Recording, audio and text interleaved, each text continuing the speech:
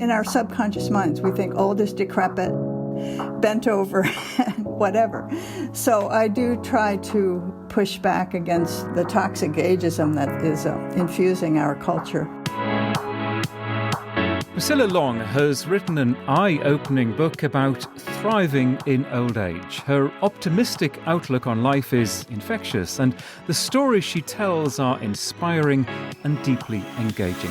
Hello again, welcome to the Live Long and Master Aging podcast. My name is Peter Bowes. This is where we explore the science and the stories behind human longevity. This episode is brought to you in association with Clinique La Prairie, the award-winning spa clinic and pioneering health and wellness destination, nestled on the shores of Lake Geneva in Montreux, Switzerland. Combining preventative medicine with bespoke lifestyle and nutrition plans, Clinique La Prairie offers a holistic approach to living fuller, healthier, and longer lives. Priscilla Long is a prolific and award-winning author of science, poetry and creative non-fiction. She is based in the US city of Seattle, and her latest book is Dancing with the Muse in Old Age, combining an understanding of the science with real-life experiences to help its readers improve their chances of enjoying a satisfying, dynamic, happy, productive time as they grow older. Priscilla, welcome to the Live Long and Master Aging podcast. Thanks for having me, Peter. It's good to be here. It's really good to talk to you. I'm going to start with a question that, in fact, at the beginning of the book, you pose for yourself, and that is, why focus on aging? Well, the first and main reason is that my next birthday will be 80, and I thought, coming into this new area of life, I should be educated. I should educate myself. I should know the science of aging, and as much as possible. I mean, there's a lot of it. I should not just go along with kind of stereotypes or things you hear on the street. There's a lot of misinformation out there. So, in the first place, I really wanted to know about, for example, most old people are happy. That's science. That's not my opinion. I'm a pretty happy person. But I'm very interested to know that. For example, it's not about cognitive maintenance. It's about cognitive development. Wow. And then the exercise piece, for example. So that was the real reason. And then secondly, I just needed models. I needed many models of people who are old. And I'm only 79. I mean, a lot of the people that I've talked about are Wayne Thiebaud was 98 when he started a new body of work. Dan Pellman, I think his name is, ran the fastest of anyone I think it was a 100-yard sprint at the age of, or anyone over 100 to run that fast. So I needed a lot of models, and I found them. You've already told us that you're approaching 80 years old. I'm 60 years old, and I'm deliberately using the phrase years old. And this is something that you go into in your book. Sometimes I ask people, and I'm not shy about asking people their age on this podcast. Thank you. Because this is a podcast about aging and longevity and growing older. But the use of the word old, some people prefer to say, oh no, I'm 79 years young, because they feel as if they don't want to be associated with that word old. And that's something that you push back against, isn't it? I think that very well-meaning expression, you're 90 years young, is ageist. It's because, without intending to be, it's because we think young is good and old is bad. And I think that old is good. I think young is good too, but if you're young, but I think that old is good. And so, yes, I push back against that. And I also, like, as you do, I state my age, fairly often. I'm not constantly stating it, but I state it fairly often because people in general historically have tended to think that I was younger than I am. And I think that's because we all do, this is not just, other people, we all think that old is decrepit. And old is, even in our subconscious minds, we think old is decrepit and bent over and whatever. So I do try to push back against the sort of the toxic ageism that is infusing our culture. And people don't just have those thoughts about the bent over old person, to use that word, the decrepit old person. They're actually fed the images. We're all fed these images of older people from a very young age. And for a lot of people, it influences them in terms of their attitude from that very young age. And it's really destructive. And I think Becca Levy's work at the Yale School of Public Health is really interesting, in which she has done studies which show that to have that type of negative view of aging actually causes you to live from a young age. It causes people who have negative views of aging from a young age live shorter lives. It hurts them. It harms them. And so ageism harms young people and, of course, old people. And in a similar vein, another expression that, through reading your book, you're not particularly keen on is senior moment. That phrase that is often used by people at actually varying ages in their lives, but as you get older, when you typically forget something, where you've put the keys or forgotten a date or forgotten a birthday, it is excused by saying you're having a senior moment, which, again, you don't think is a particularly positive use of words. The phrase senior moment assumes that when you're old, you're forgetful. And the studies on this is why I wanted to really know what the ongoing science is about all of this. The studies on this are, in the first place, in communities where elders are respected, the elders don't forget. I mean, that's astonishing. Like in traditional Chinese communities in China, in the American deaf community, elders remember as well as anyone. So that's in itself very interesting. And then secondly, we have more information in our brains. So there was this study with a computer that simulated the human brain, and this computer brain was fed more and more information.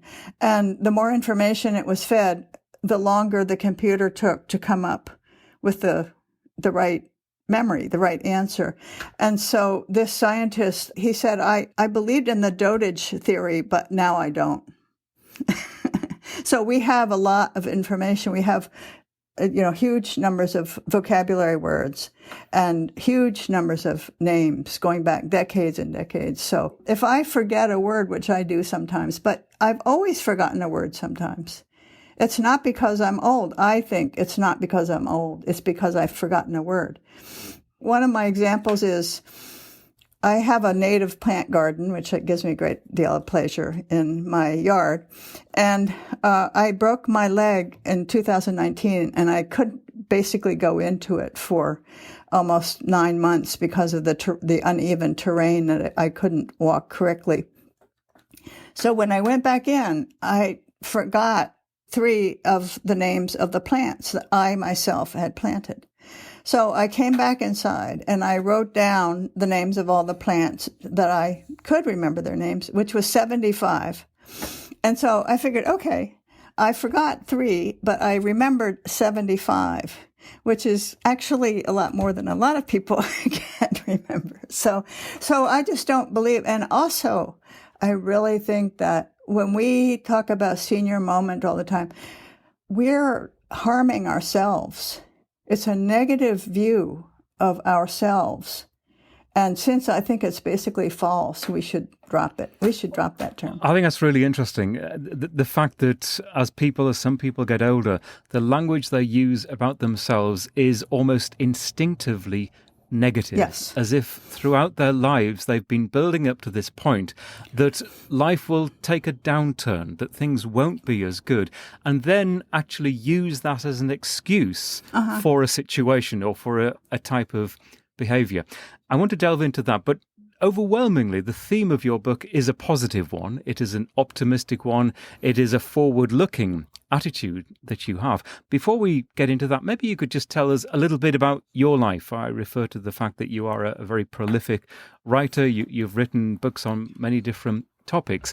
Just give me a kind of a quick potted history of what you've done that's brought you up to this point. Well, I am a writer, I'm a poet, and I'm a science writer also, and I write books, I write essays, I write memoir essays, I compose a poem every week. And so what I've found, I should say a draft of a poem, it takes longer to get a real poem than a week, but right. It would take me much longer than a week. That's right. But I give it the good old try. I produce a non-embarrassing, I would call it, poem every week ready to show. It's very important to me to do this creative work. My whole communities around most are writers or poets, and not all, though, of course. But when I was like in my 20s and 30s, I worked full time as a printer, and I struggled to find time to write, but I did find time to write. And I think the turning point moment was back in the early 80s. I read a book called, I think it's called Becoming a Writer by Dorothea Brande, where she advises to write for 15 minutes a day, which seems like nothing. Well, that is not nothing. And that ever since I've written every day. I think the science writing, I did write a weekly science column for the American Scholar, which is, the columns are still up, the American Scholar website. That was just fascinating to do. Very, very time consuming. I finally had to stop because I thought I would be losing my poetry if I kept on. Because each column, it went from the Higgs boson to Mars to earthworms to how do birds fly. And so each one took me 30 to 40 hours to find out all the information. But it was great fun, and I just loved doing it. At the beginning of this project, did you have in your mind what you wanted to achieve from this book as you set out to research it and talk to people? I needed to know what lies ahead here. It has really helped me. That was the first. I hope to help others. I hope to help everyone who reads this book. And I hope that the people who read it are middle-aged and younger as well as older, absolutely, because of how much it has helped me. For example, the exercise piece, the science is so clear on that. I mean, it's so clear. And here I'm speaking as a very non-athletic person. So I'm here to represent the non-athletic persons. As a child, I could never catch a ball. I just couldn't do it. As it turns out, it's because I don't have depth perception. Ta-da! Very interesting. So the exercise piece persuaded me that I don't have to become an athlete. I don't have to jog marathons. Neither does anyone. But those 10,000 steps a day, I always do them now. I'm bonded to my Fitbit, and I do the 10,000 steps.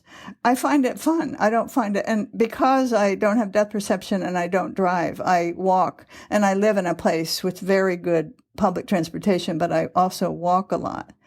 And so I do that every day now, and I find it very gratifying. I find it a nice time, interlude, walking from here to there to get either to the coffee shop where I sometimes do work or to the grocery store or wherever I'm going. I find it to be this interlude where, you can look at the trees, the people, the cars, whatever. That has really changed for me because of writing this book. This is the Live Long and Master Aging podcast. Our guest is the author Priscilla Long. We're talking about her book, Dancing with the Muse in Old Age. On this subject of activity, of movement, of walking, even for a non-athletic person, what was interesting to me in the book, and it's something that I've explored as well myself, and that is how everyday movement, it doesn't have to be, sometimes the term exercise is a put-off for a lot of people. The fact that you have to go out and run or go to a gym or play a sport, you don't have to do that. And I think that is crucial. And it perhaps needs spelling out for a lot of people that maybe just choosing to wash the dishes by hand rather than using the machine in the corner of the room will actually be helpful to you because it'll take you a little longer and it'll involve bodily movement. Exactly. Yes, and that is the other learning piece, that to get up and go across the room. I mean, I'm a writer, and I don't write standing up. Some writers do write standing up, but I don't. But to get up and move around, and to, if you're trying to think of the next thing, get up and pace the floor. That's a good way. Or to do a lot of your own chores.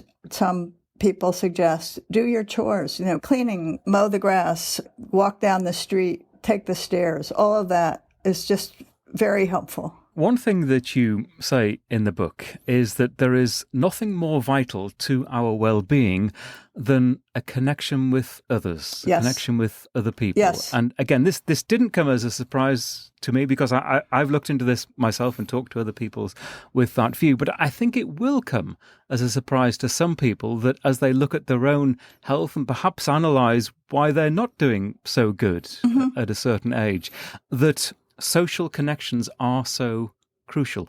Why do you think that is? Well, we're social animals. One issue is, as we're growing older, is that people predecease us. This is a big deal. The older you get, and so it's very necessary to become proactive in finding connections in the arts community, which is where I am. And, a lot of people are in the arts community. It's a wonderful community. There are so many ways to make connections, and so many different groups and different activities and so on. So I think the fact that the older you get, the more of your old friends and family members are predeceasing you adds a complication to it. Where, say, you're a college-age student in college, I mean, connections come with the scene. I mean, it's hard, that's what you do. You make new friends, and you go to class together, and you party together, and whatever. But this is not so true as we get older. And we also, if we change occupations or something like that, then we've lost the whole context. So it's very important to find new connections, and and also to cross the age lines, to find connections with younger people, older people, all ages of people. I think that's really important. And again, I think it's something that a lot of people might not think about until they're in that position. If they do enjoy longevity, if they do enjoy getting to a great age, that is all very well.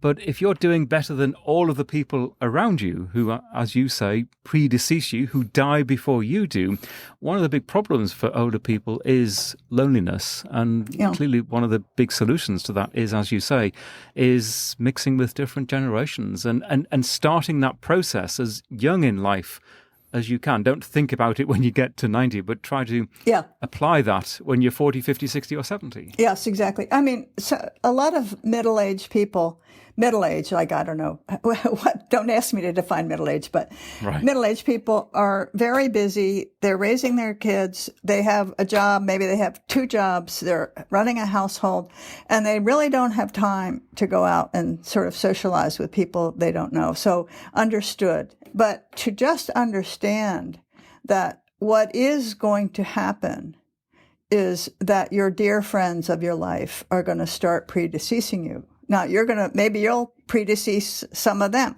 but this has happened to me. I mean, I'm only 79, and I've lost at least 15 people, not counting family members, old friends that I've known for many decades and that are dear friends of my life. And so that is going to happen.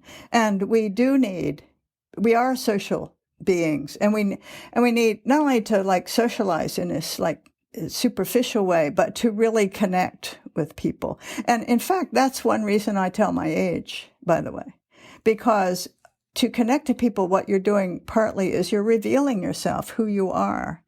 And if you're pretending to be 60 when you're actually 80, it means you weren't here in 1963 in the civil rights movement sitting in. And I was. So things like that. So thought given to really connecting with people, and who do you want to connect with, and where are these people? What social circle or social, as a poet, there's 17 venues I could go and read my poetry at the open mic and meet people in every endeavor in life. there are circles of people doing that. There are knitting circles. There are book circles.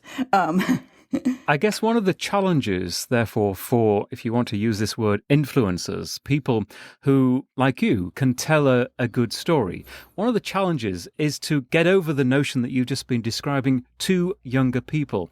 To encourage and nurture younger people in terms of their involvement with older generations, but also for younger people to appreciate the importance of just having multi-generational associations, whether it's people older than them or indeed younger than them. I think there is sometimes a resistance from younger generations to acknowledge that notion. And I think some of it is that we need to spread around this knowledge about aging better, because our society is so infused with toxic ageism that it affects us all. I mean, it's impossible not to be affected by it.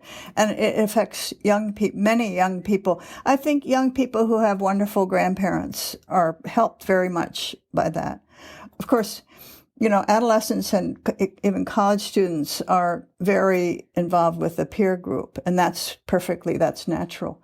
But it's very nurturing to find mentors and to find not only mentors, but people you could teach about something. I mean, there are young people that I could learn from about all kinds of things. I mean, the obvious one is the technology, but that's just one. Everyone has a fund of knowledge and information and things that fascinate them, and perspectives and points of view that maybe I don't have. So it is fascinating to meet different people from different walks of life, and that includes the intergenerational.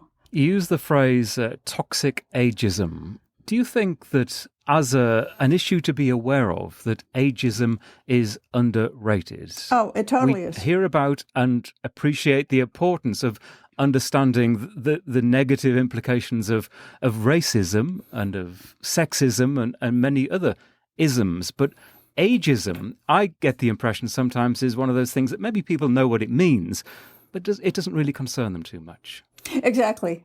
And I think that there's progress. There are movements that have made racism more of an issue for people, like for white people, say, the civil rights movement. Now, Black Lives Matter. I mean, there are movements that sort of have a message like this is how it feels to be in this position.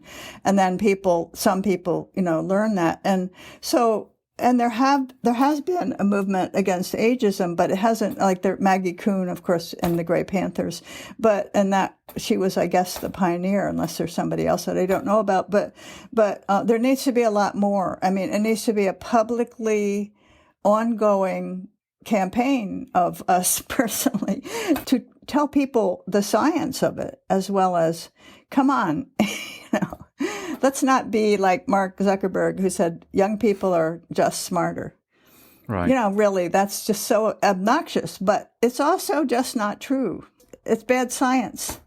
Couldn't agree more. It certainly isn't true. One issue that you write about in the book that really fascinates me is retirement. Oh. And you write about both the positive and negative implications of people who are forced to retire. Yeah. Whether on the one hand, people feel liberated by the process of retiring and having a blank page in their diary the next day and the world at their fingertips, whereas others, of course, react negatively to retirement, and it clearly seems not to suit them very well. Well, I think that in the United States, I think forced is the key word here, because forced retirement is very destructive. And I talk about Anne Truitt, the artist who was the sculptor who was forced to retire.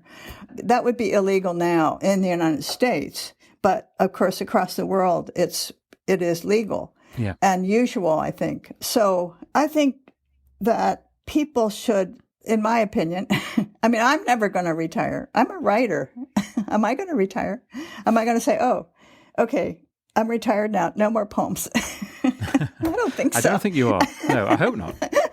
And plus I teach, and teaching is very stimulating to me and it's hard work, but I teach adult writers, developing professional writers.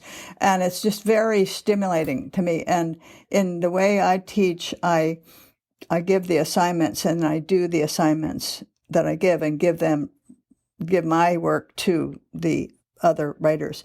I think if you have a difficult job that you've done, I mean, my sister just retired she was an ICU nurse, and that's a hard job. And she was 70 this year. And, of course, COVID made it even more difficult. And so she was happy she loved her work, I have to say. She was really good at it. And that's like the most skilled nursing you can get. This is the ICU. This is the intensive care nursing. And she retired, and she's having a wonderful time. And I think it was great that she did retire. She's hiking. She's a bird person. She's a gardener, and this is her first year. So we'll see. But I think you can either stay where you are and not retire, which is an option, or retire and then have what we call an encore career, a new mission, whether it's paid or not paid, a new mission, a new skill to learn, a new skill, a new world. And in terms of your world, we get the message you are not planning to retire, and I'm very happy to hear that.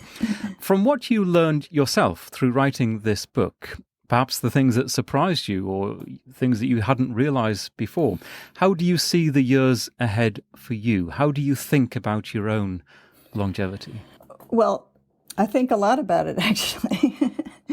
First of all, I plan to write 10 more books. No, I think, okay, is that too few?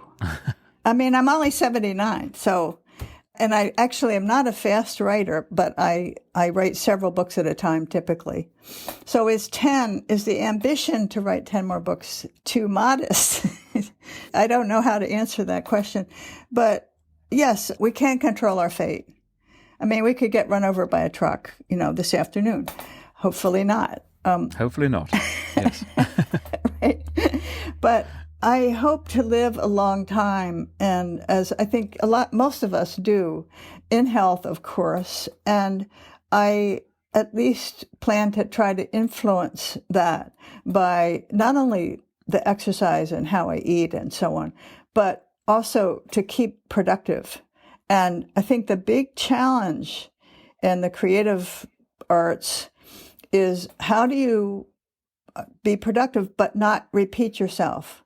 I mean, I've done so much. Not only I have the 7 books, but also many, many, many, many articles and poems and different other writing. So how do I go forward and find new doors to open? Not repeat myself, not just churn over the same old stuff, but go in new directions with new forms, new discoveries, and new ways of creating. I mean, that's a big challenge for the older creator, I think. But that's how I see it, yeah. I mean, I live in a little house. I love my little house, and I hope to stay here forever.